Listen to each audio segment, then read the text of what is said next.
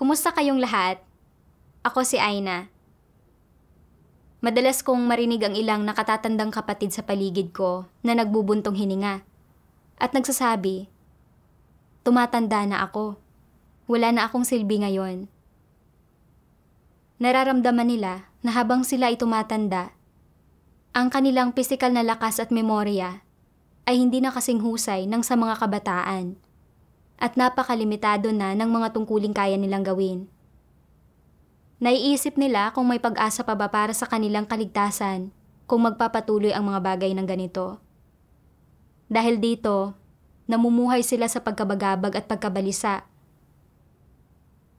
Ang bida sa kwentong ibabahagi ko, si Liang Zhi, ay nasa ganitong kalagayan. Gayunpaman, sa pamamagitan ng paghahanap sa katotohanan, naunawaan niya ang layunin ng Diyos at natagpuan ang pamantayan para sa kaligtasan. Hindi na siya nakaramdam ng pagkabagabag at pagkabalisa dahil sa pagtanda. Sa halip, nakaramdam siya ng paglaya at kagalakan sa kanyang puso. Kaya, paano niya ito nakamit? Ngayon ay babasahin ko sa inyo ang artikulong ito ng patotoong batay sa karanasan. Isa itong liham na isinulat niya sa kanyang asawa.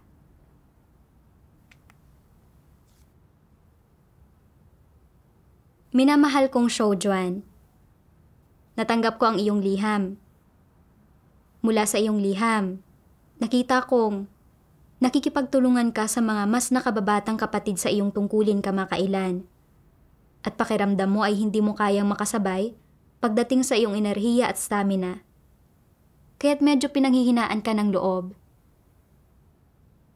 Nag-aalala ka na habang tumatanda ka, mababawasan ang mga tungkuling makakaya mong gawin at na ang pag-asa mong maligtas at makapasok sa kaharian ng langit ay unti-unting mawawala. Nagkaroon din ako ng mga parehong alalahanin kamakailan.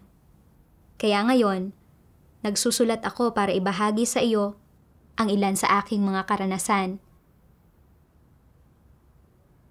Noong nakaraang Agosto, ginawa naming pareho ni Brother Yang Shun ang aming mga tungkulin sa teknolohiya sa kompyuter.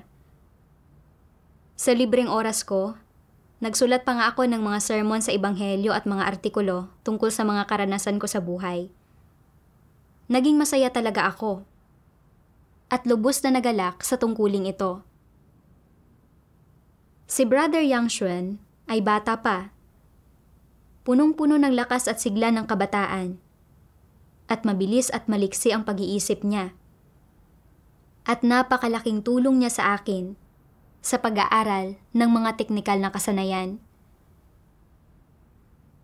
Bagaman hindi matapatan ng aking kakayahan sa pag-iisip at lakas ang sa mas nakababata, makalipas ang ilang panahon, nagawa kong matutuhan ang maraming teknikal na kaalaman mula sa pagsunod kay Yang Shun. Naging napakasaya ko at ipinangako ko sa sarili ko na susulitin ko ang pagkakataong ito para gawin ang tungkulin ko. Sa paglipas ng panahon, ipinagpatuloy namin ni Yang Shun ang pag-aaral ng mga teknikal na kasanayan ng magkasama. At sa libreng oras ko, nagsanay ako sa pagsulat ng mga sermon at nagkamit ng mas maraming pangunawa sa mga katotohanan kaugnay sa pangangaral ng ebanghelyo. Lubos kong ikinasiya ang ganitong paraan ng paggawa sa aking tungkulin. At naisip ko na ang pagbabalanse sa dalawang tungkuling ito ay magpapataas sa pag-asa kong maligtas at makapasok sa kaharian ng Diyos.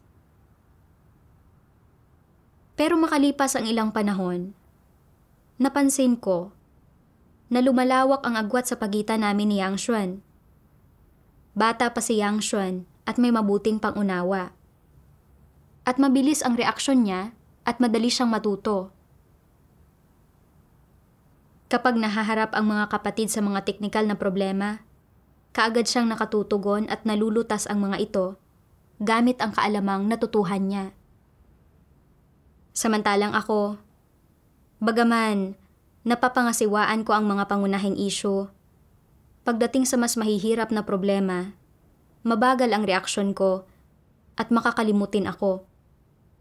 At kaagad kong nalilimutan ang mga bagay-bagay pagkatapos kong matutuhan ang mga ito. Madalas ay kinailangan kong balikan ang mga sanggunian at tutorial.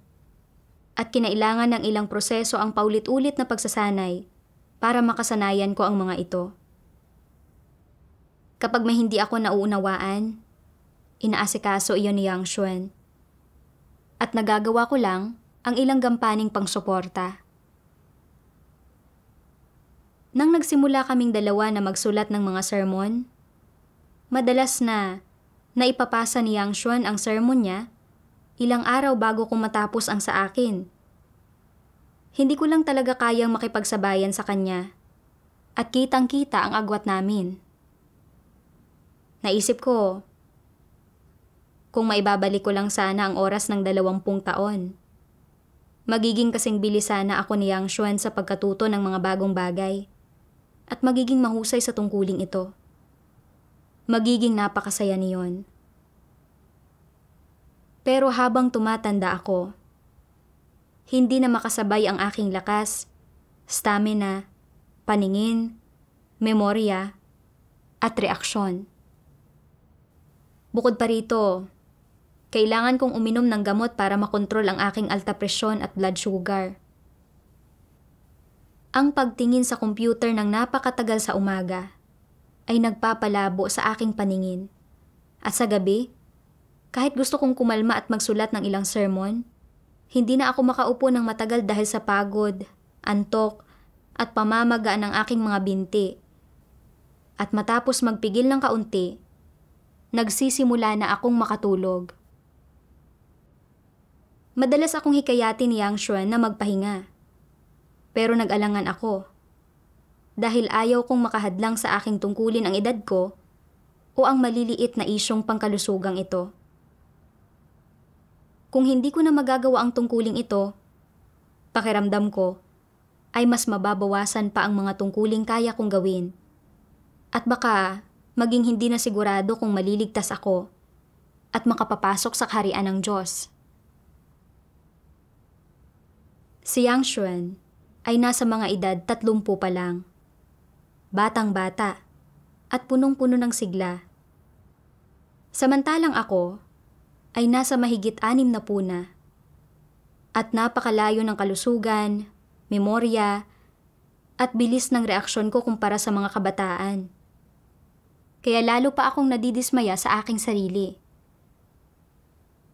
Naisip ko kung gaano kasaya ang maging bata. Dahil may napakarami pa ring pagkakataon ang kabataan para gawin ang mga tungkulin nila at may maganda silang kinabukasan. Pakiramdam ko na habang patuloy na mas lumalawak ang kanilang landas, patuloy naman na mas kumikitid ang sa akin. Nabuhay ako sa pagkabalisa at kalungkutan. Nawalan na ako ng sigla para magsulat ng mga artikulo at sermon. At nagsimula akong harapin ang aking tungkulin ng may saloobing, basta mairaos lang ang bawat araw. Shou Juan, sa tingin mo ba ay napakasama na talaga ng kalagayan ko? Isang araw, nabasa ko ang ilang salita ng Diyos. Mayroon ding mga kapatid na matatanda na ang edad ay 60 hanggang bandang 80 o 90. At dahil sa kanilang katandaan, nakakaranas din sila ng ilang paghihirap. Sa kabila ng kanilang edad, hindi palaging tama o makatwiran ang kanilang pag-iisip. At ang kanilang mga ideya at pananaw ay hindi palaging naaayon sa katotohanan. May mga problema rin ang mga matatandang ito at palagi silang nag-aalala. Hindi na masyadong mabuti ang kalusugan ko at may mga limitasyon na sa kung anong tungkulin ang aking magagampanan. Kung gagampanan ko lamang itong maliit na tungkulin na ito, tatandaan kaya ako ng Diyos? Minsan ay nagkakasakit ako at kailangan ko ng mag-aalaga sa akin. Kapag walang nag-aalaga sa akin, hindi ko magampanan ang aking tungkulin. Kaya ano ang magagawa ko? Matanda na ako At hindi ko na naaalala ang mga salita ng Diyos kapag binabasa ko ang mga ito at nahihirapan akong maunawaan ang katotohanan. Kapag nakikipagbahaginan tungkol sa katotohanan, magulo at hindi lohikal ang pagsasalita ko.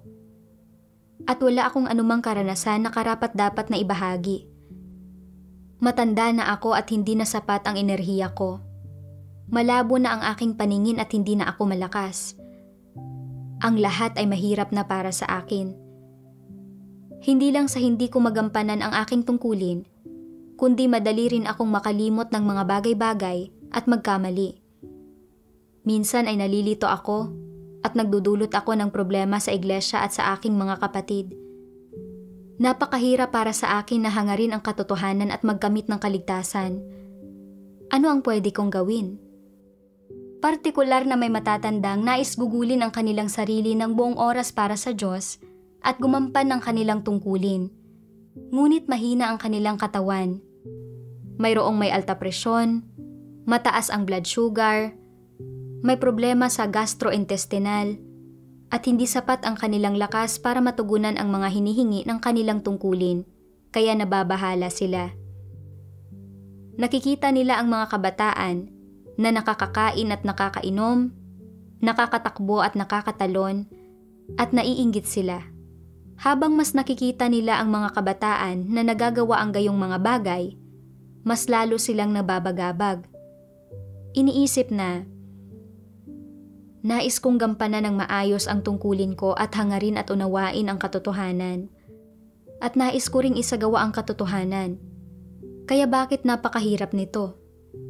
Napakatanda ko na at wala akong silbi. Ayaw ba ng Diyos sa matatanda? Talaga bang walang silbi ang matatanda? Hindi ba kami magkakamit ng kaligtasan? Malungkot sila at hindi nila magawang maging masaya, paano man nila ito pag-isipan. Ayaw nilang palampasin ang gayon kagandang panahon at pagkakataon. Ngunit hindi nila magugol ang kanilang sarili at magampanan ang kanilang tungkulin ng buong puso at kaluluwa gaya ng mga kabataan. Nahuhulog sa malalim na pagkabagabag, pagkabalisa, at pag-aalala ang matatandang ito dahil sa kanilang edad. Sa tuwing nahaharap sila sa ilang pagsubok, kabiguan, paghihirap o hadlang, sinisisi nila ang kanilang edad at kinamumuhian pa nga nila ang kanilang sarili at hindi nila gusto ang kanilang sarili. Pero ano't anuman, wala itong saysay, walang solusyon, at wala silang daan pasulong. Posible nga talaga kayang wala silang daan pasulong? May solusyon ba? Dapat pa ring magampanan ng matatanda ang kanilang mga tungkulin sa abot ng kanilang makakaya. Katanggap-tanggap naman na gampanan ng matatanda ang kanilang tungkulin sa abot ng kanilang makakaya. Tama ba? Hindi na ba mahahangad ng matatanda ang katotohanan dahil sa kanilang edad? Wala na ba silang kakayahan na maunawaan ang katotohanan? Kaya bang unawain ng matatanda ang katotohanan? Maaari nilang maunawaan ang ilan, at maging ang mga kabataan ay hindi rin naman maunawaan ang lahat ng ito. Ang matatanda ay palaging may maling akala. Iniisip nilang malilituhin na sila, na mahina na ang kanilang memorya, kaya hindi nila maunawaan ang katotohanan. Isa ba itong katunayan? Bagaman higit na mas marami ang enerhiya ng mga kabataan kaysa sa matatanda, at mas malakas ang kanilang katawan, ang totoo, ang kanilang kakayahan na makaunawa, makaintindi, at makaalam ay katulad lamang ng sa matatanda. Hindi ba't minsan ding naging kabataan ang matatanda? Hindi sila ipinanganak na matanda. At darating din ang araw na ang mga kabataan ay tatanda rin. Hindi dapat palaging isipin ng matatanda na dahil sila ay matanda na, mahina ang katawan, may karamdaman, at mahina ang memorya, ay naiiba na sila sa mga kabataan. Ang totoo, wala namang pagkakaiba. Ano ang ibig kong sabihin na walang pagkakaiba? Bata man o matanda ang isang tao, Pare-pareho ang kanilang mga tiwaling disposisyon. Pare-pareho ang kanilang mga saloobin at opinyon sa lahat ng bagay, at pare-pareho ang kanilang mga perspektiba at pananaw sa lahat ng bagay. Kaya hindi dapat isipin ng matatanda na dahil matanda na sila, mas kaunti ang kanilang maluluhong kagustuhan kaysa sa mga kabataan at mas matatag sila. Wala na silang mga pagnanais o di makatotohanang mga pangarap at mas kaunti na ang kanilang mga tiwaling disposisyon. Ito ay isang maling paniniwala. Maaaring makipagkompetensya para sa pwesto ang mga kabataan. Kaya hindi ba't maaari din itong gawin ng matatanda? Ang mga kabataan ay maaaring gumawa ng mga bagay na labag sa mga prinsipyo at kumilos ng pabasta-basta. Kaya hindi ba't maaari din itong gawin ng matatanda? Maaaring maging mayabang ang mga kabataan. Kaya hindi ba't maaari ding maging mayabang ang matatanda? Sadya lamang na kapag mayabang ang matatanda, dahil sa kanilang edad, ay hindi sila ganoon kaagresibo at hindi masyadong halata ang kanilang pagiging mayabang. Mas malinaw ang pagpapamalas ng mga kabataan ng kayabangan dahil sa kanilang maliliksing katawan at isipan, samantalang mas hindi halata ang mga pagpapamalas ng kayabangan ng mga nakatatanda dahil sa kanilang mahihinang kasukasuan at saradong isipan. Subalit iisa ang diwa ng kanilang kayabangan at iisa ang kanilang mga tiwaling disposisyon. Gaano katagal man nang nananalig ang isang matanda sa Diyos o ilang taon na niyang ginagampanan ang kanyang tungkulin, kung hindi niya hinahangad ang katotohanan, mananatili ang kanyang mga tiwaling disposisyon. Kaya, hindi totoo na wala nang magagawa ang matatanda o hindi na nila kayang gampanan ang kanilang mga tungkulin at lalong hindi totoo na hindi nila kayang hangarin ang katotohanan. Marami silang pwedeng gawin. Ang iba't ibang heresiya at kamalian na naipon mo sa buong buhay mo, pati na rin ang iba't ibang tradisyonal na ideya at kuro-kuro, mga kamangmangan at katigasan ng ulo, mga bagay na konserbatibo, mga bagay na hindi makatwiran, at mga bagay na baluktot na naipon mo ay nagkapatong-patong na sa puso mo. At dapat kang gumugol ng mas maraming oras kaysa sa mga kabataan upang alisin, himayin, at kilalanin ang mga bagay na ito. Hindi totoo na wala kang magagawa o na dapat kang palagiang mabagabag, mabalisa, at mag-alala. Hindi ito ang iyong gampanin o responsibilidad. Una sa lahat, dapat magkaroon ng tamang pag-iisip ang matatanda. Bagamat tumatanda ka na at medyo tumatanda na rin ang iyong katawan, dapat ay pangkabataan pa rin ang iyong pag-iisip. Bagamat tumatanda ka na, ang iyong pag-iisip ay bumabagal na at ang iyong memorya ay humihina na. Kung nakikilala mo pa rin ang iyong sarili, nauunawaan pa rin ang mga salitang sinasabi ko, at nauunawaan pa rin ang katotohanan, pinatutunayan niyon na hindi ka pa matanda at sapat pa ang iyong kakayahan. Kung ang isang tao ay nasa 70 na, ngunit hindi pa rin niya nauunawaan ang katotohanan, ipinapakita nito na napakababa ng kanyang tayog at hindi niya kaya ang gampanin. Sa makatwid, walang kinalaman ang edad pagdating sa katotohanan. Tinutugunan mismo ng pagbabahagi ng Diyos ang kalagayang kinakaharap nating matatanda. Habang tumatanda tayo, humihina ang ating katawan at ang paggawa ng ating mga tungkulin ay maaaring magdala sa atin ng ilang hamon. Madalas tayong nakararamdam ng kawalan ng lakas at inggit sa mga kabataan.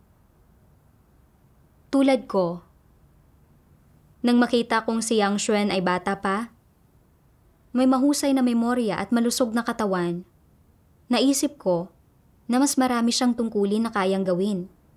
Kaya't mas malaki ang pag-asa niyang maligtas. Samantala, pakiramdam ko na habang tumatanda ako, Dahil sa mahinang kalusugan at pumupurol na memorya, mga gampaning pansuporta lang ang kaya kong gawin. At nag-alala ako na kung hindi ko makakayang gawin ng maayos ang tungkuling ito, baka wala na akong ibang tungkuling kayang gawin. At natakot akong mawala ng pag-asa na maligtas. Dahil dito nasiraan ako ng loob.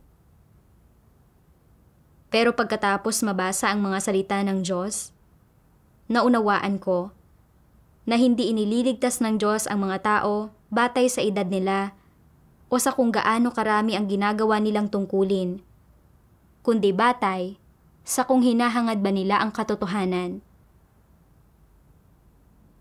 Maaaring maranasan ng matatanda ang panghihina ng katawan o pagkakasakit, pero hindi sila pinipigilan ng mga iyon na hangarin ang katotohanan. Bagaman tumanda na ako, nakatipon ako ng maraming satanikong pilosopiya para sa mga makamundong pakikitungo kasama ng iba't ibang tradisyonal na ideya at kuro-kuro. At hindi mas kaunti ang mga satanikong tiwaling disposisyon ko kumpara sa mga kabataan. Kunin nating halimbawa ang nakaraang tagsibol noong nangangaral ako ng Ebanghelyo.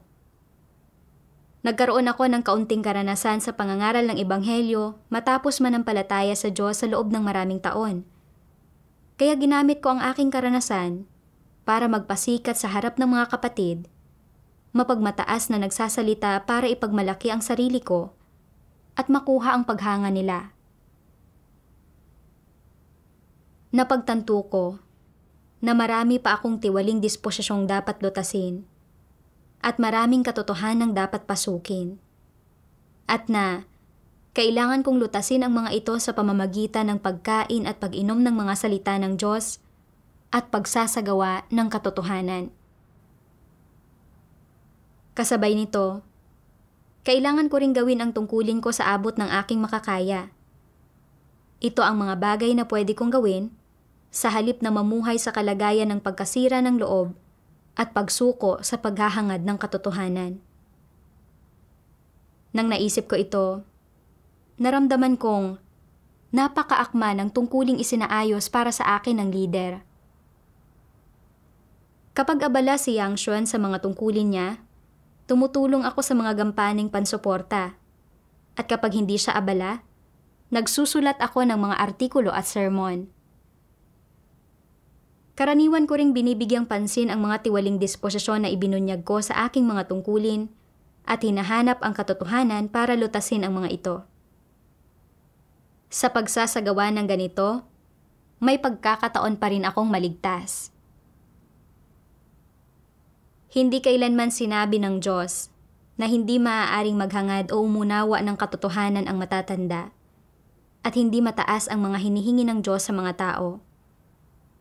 Basta't ginagawa natin ang ating mga tungkulin ayon sa ating mga kakayahan at hindi sumusuko sa paghahangad ng katotohanan, kahit ano pa ang ating edad, may pagkakataon tayong lahat na maligtas. Dahil sa pagkatantong ito, nagliwanag ang puso ko at hindi na ako gaanong nabalisa. Isang araw, nabasa ko ang mas marami pang salita ng Diyos. Ang paggampan ng tungkulin ng isang tao ay bukasyon ng bawat tao. Ang paggampan ng kanyang tungkulin ay may mga kaakibat na sarili nitong prinsipyo. Dapat gampanan ng lahat ang kanilang tungkulin alinsunod sa mga katotohanang prinsipyo, at ito ang dapat gawin ng mga nilikha. May binanggit bang anuman tungkol sa kabayaran dito? Anumang pagbanggit ng gantimpala? Walang binanggit na kabayaran o gantimpala. Ito ay isang obligasyon. Ano ang ibig sabihin ng obligasyon? Ang obligasyon ay isang bagay na dapat gawin ng mga tao.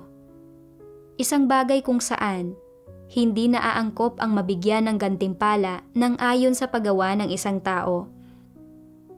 Hindi kailanman itinakda ng Diyos na ang sino mang gumagampan ng maraming tungkulin ay dapat tumanggap ng malaking gantimpala at na ang sino mang hindi gaanong gumagampan ng kanilang tungkulin o gumagampan nito sa paraang hindi mabuti ay dapat tumanggap ng kakaunting gantimpala. Hindi kailanman sinabi ng Diyos ang gayong bagay. Kaya, ano ang sinasabi ng mga salita ng Diyos?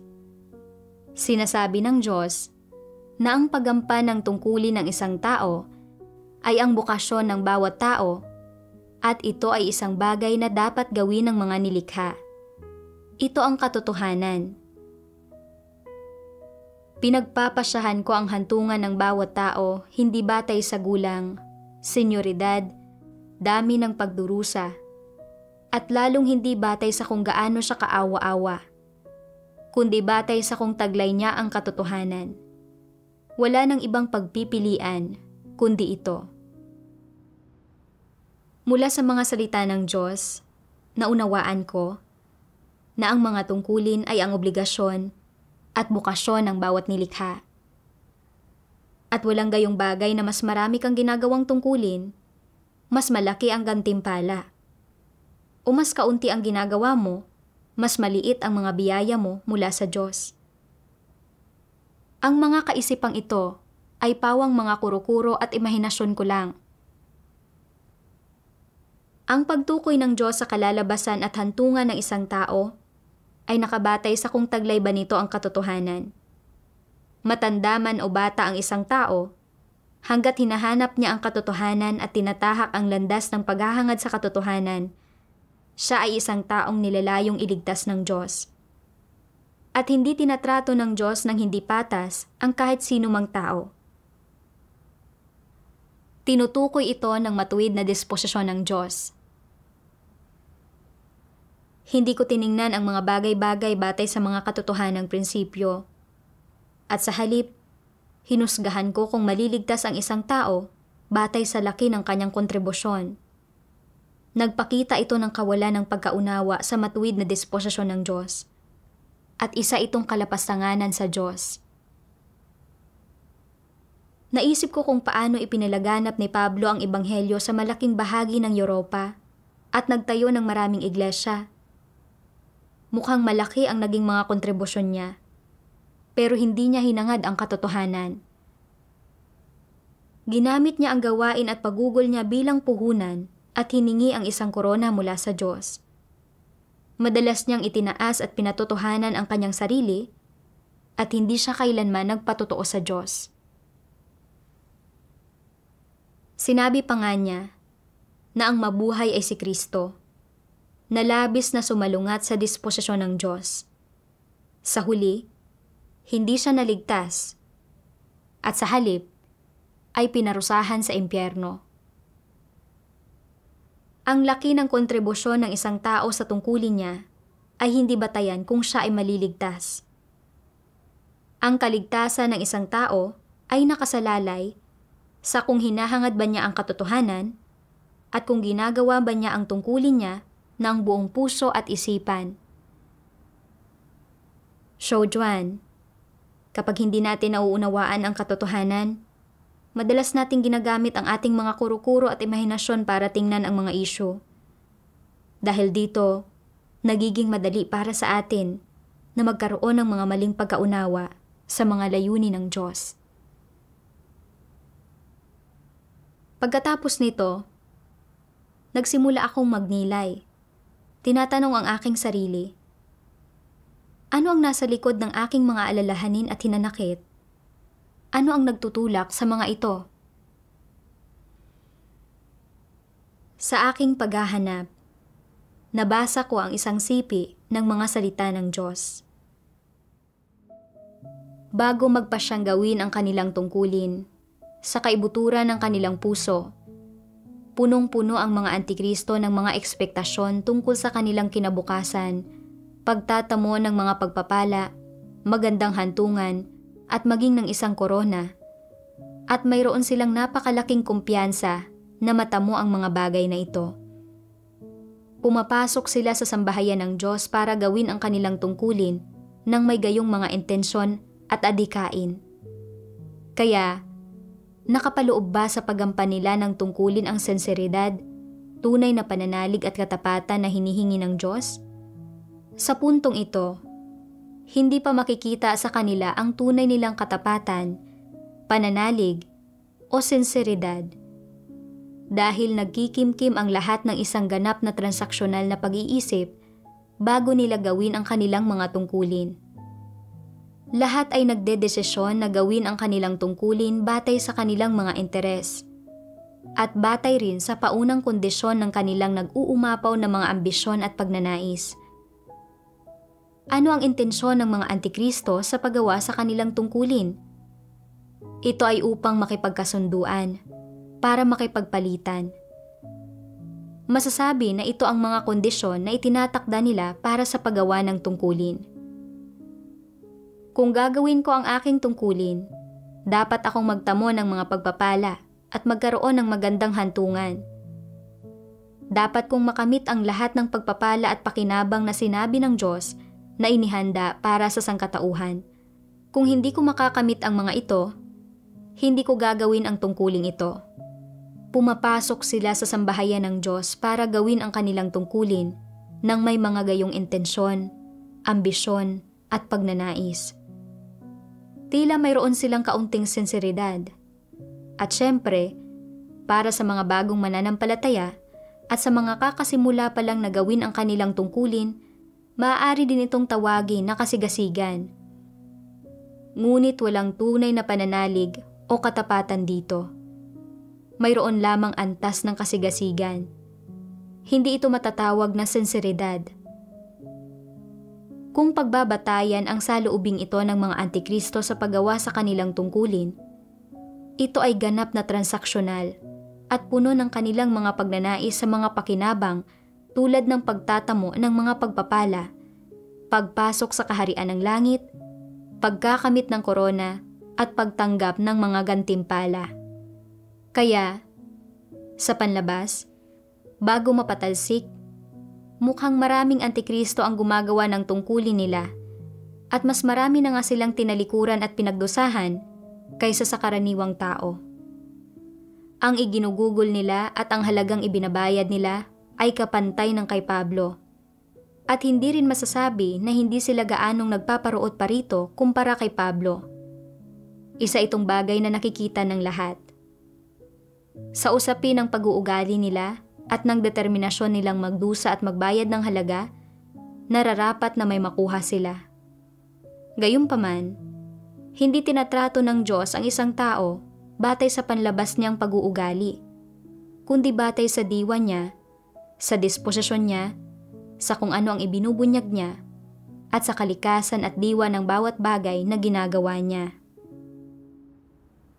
Mula sa mga salita ng Diyos, nakita ko na kapag ginagawa ng mga antikristo ang mga tungkulin nila sa iglesia, kahit gaano karami ang tila tinalikuran nila, ginugol ang sarili nila, o nagdurusa at nagbabayad ng halaga, ginagawa nila ang lahat ng ito para magkamit ng mga biyaya, at ginagamit nila ang tungkulin nila bilang kasangkapan para makipagtawaran sa Diyos.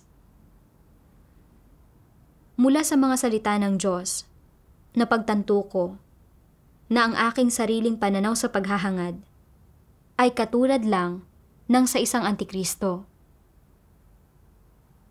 Simula nang matagpuan ko ang Diyos, tila nasusunod ko ang mga pagsasaayos ng iglesia at nagagawa ang aking mga tungkulin. Pero ang lahat ng ito ay may layuning makatanggap ng mga pagpapala.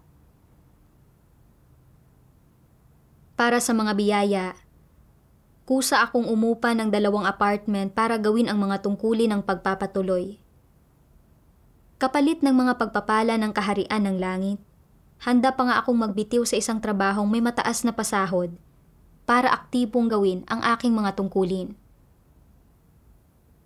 Para sa isang magandang destinasyon, hindi ako nagpapigil sa aking karamdaman sa paggawa ng aking mga tungkulin dahil naisip ko na mas maraming tungkulin ang magagawa ko, mas marami rin akong pagpapalang matatanggap mula sa Diyos. Pero habang tumatanda ako, nang makita kong hindi makasabay sa mga nakababata ang pagiging epesyente at epektibo ko sa aking mga tungkulin, nagsimula akong mag-alala na baka matanggal o mailipat ako. At pagkatapos, ay mas mababawasan pa ang mga tungkuling kaya kong gawin at mas mapapalayo ang pag-asa kong makatanggap ng mga pagpapala at makapasok sa kaharian ng Diyos. Nabuhay ako sa pag-aalala, pagkabalisa, at pagkabahala. Ginagawa ang mga tungkulin ko ng may saloobing, makaraos lang sa bawat araw. Ang mga tungkulin ay ang responsibilidad ng bawat nilikha, at makatwiran at likas ang mga ito. Pero itinuring ko ang tungkulin ko bilang katibayan para makakuha ng mga pagpapala. At hanggat makatatanggap ako ng mga pagpapala, handa akong tumalikod, gumugol, magtiis, at magbayad ng halaga, gaano kalaki man ang kinakailangan. Pero kung walang pag-asang makatatanggap ng mga pagpapala, wala na rin akong motibasyon para gawin ang aking mga tungkulin. Sa anong paraan ako nagkaroon ng anumang konsensya? Sa pagbabalik tanaw, nakita ko na marami na akong tinamasa na pagpapastol at pagdidilig ng Diyos sa pamamagitan ng kanyang mga salita, simula nang nanampalataya ako sa kanya. At na hindi ako dapat humingi ng anuman mula sa Diyos. Binigyan ako ng Diyos ng buhay at pinahintulutan niya akong pumunta sa sambahayan ng Diyos at gawin ang aking tungkulin. At ito ay biyaya na mismo ng Diyos. Kahit walang magandang destinasyon para sa akin, hindi ako dapat magreklamo. At dapat akong magpasakop sa kataas-taasang kapangyarihan at mga pagsasaayos ng Diyos. Habang mas pinag-iisipan ko ito, mas nakadama ako ng pagkakautang sa Diyos. At nanalangin ako sa Kanya, handang bitawan ang pagnanais ko para sa mga pagpapala, at lumaya mula sa mga maling pananaw na ito sa paghahangad. Sa aking mga devosyonal, nabasa ko ang ilan pa sa mga salita ng Diyos. Ang mas matatandang kapatid na lalaki at babae ay mayroon ding kanilang tungkulin na gagampanan at sila ay hindi inaabandona ng Diyos. Ang mas matatandang kapatid na lalaki at babae rin ay may mga kapwa kanais-nais at mga hindi kanais-nais na aspekto. Sila ay may mas maraming filosofiya para sa mga makamundong pakikitungo at may mas maraming relihiyosong kuro-kuro. Sa kanilang mga kilos, sila ay kumakapit sa maraming mahigpit na kinasanayan bilang mahihilig sa mga alituntunin na inilalapat nila ng mekanikal at walang kaluwagan. Ito ay hindi isang kanais-nais na aspekto. Gayunpaman, itong mga nakatatandang kapatid na lalaki at babae ay nananatiling kalmado at matatag anuman ang nangyayari. Ang kanilang mga disposisyon ay matatag at sila ay walang mapupusok na damdamin. Maaaring mabagal sila sa pag-unawa ng mga bagay-bagay, subalit ito ay hindi isang malaking pagkukulang. Hanggang kaya ninyong magpasakop, hanggat kaya ninyong tanggapin ang kasalukuyang mga salita ng Diyos at hindi sinisiyasat ang mga salita ng Diyos, hanggat ang inyong layon lamang ay pagpapasakop at pagsunod, at hindi nang huhusga sa mga salita ng Diyos o nagkikimkim ng iba pang mga masamang kaisipan tungkol sa mga ito, hanggat inyong tinatanggap ang kanyang mga salita at isinasagawa ang mga ito. Kung gayon, kapag nasunod ang lahat ng kondisyong ito, kayo ay kayang maperpekto. Maging kayo man ay mas bata o mas matandang kapatid na lalaki o babae, nalalaman ninyo ang tungkulin na dapat ninyong gampanan. Yaong mga nasa kanilang kabataan ay hindi mapagmataas. Yaong mga mas matatanda ay hindi negatibo, ni umuurong. Higit pa, nakakaya nilang gamitin ang lakas ng bawat isa upang mapunan ang kani-kanilang mga kahinaan at nagagawa nilang maglingkod sa isa't isa nang walang pagtatangi. Isang tulay ng pagkakaibigan ang nabubuo sa pagitan ng mas bata at mas matatandang kapatid na lalaki at babae. At dahil sa pag-ibig ng Diyos, nagagawa ninyong mas maunawaan ang isa't isa. Hindi hinahamak ng mga nakababatang kapatid na lalaki at babae ang mga mas matandang kapatid na lalaki at babae. At ang mga nakatatandang kapatid na lalaki at babae ay hindi nag-aakalang mas matuwid kaysa sa iba. Hindi ba't maayos na pagtutulungan ito?